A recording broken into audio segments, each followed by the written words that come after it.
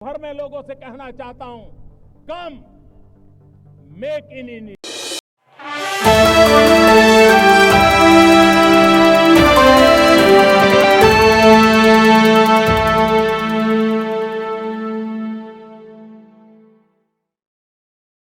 केंद्रीय मंत्रिमंडल की बुधवार को हुए बैठक में कई अहम फैसले लिए गए हैं।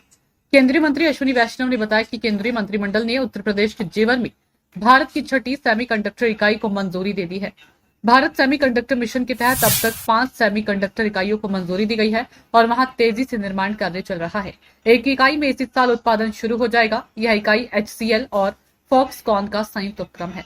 केंद्र सरकार की ओर से जारी बयान में कहा गया है कि 5 सेमीकंडक्टर इकाइयां पहले से ही निर्माण के उन्नत चरणों में है। इस छठी इकाई को मंजूरी मिलने के बाद भारत रणनीतिक रूप से महत्वपूर्ण सेमीकंडक्टर उद्योग को विकसित करने की अपनी यात्रा में आगे बढ़ गया है।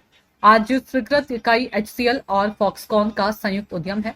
विज्ञप्ति में कहा गया है, HCL का हार्डवेयर विकसित करने और निर्माण करने का लंबा इतिहास रहा है।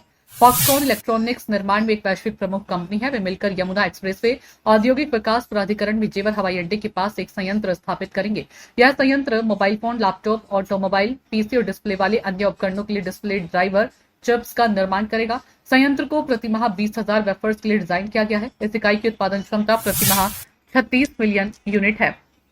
इससे पहले मंगलवार को जापानी कंपनी रेनेसास ने भारत में सेमीकंडक्टर चिप बनाने के 2 केंद्रों की शुरुआत की।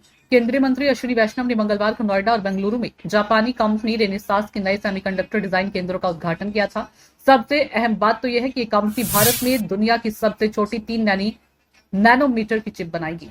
केंद्रीय मंत्री ने कहा था कि उत्तर प्रदेश में इस प्रमुख सेमीकंडक्टर डिजाइन सेंटर का उद्घाटन एक अखिल भारतीय इकोसिस्टम विकसित करने की दिशा में महत्वपूर्ण कदम है, जो देश भर में उपलब्ध समृद्ध प्रतिभा का उपयोग करता है।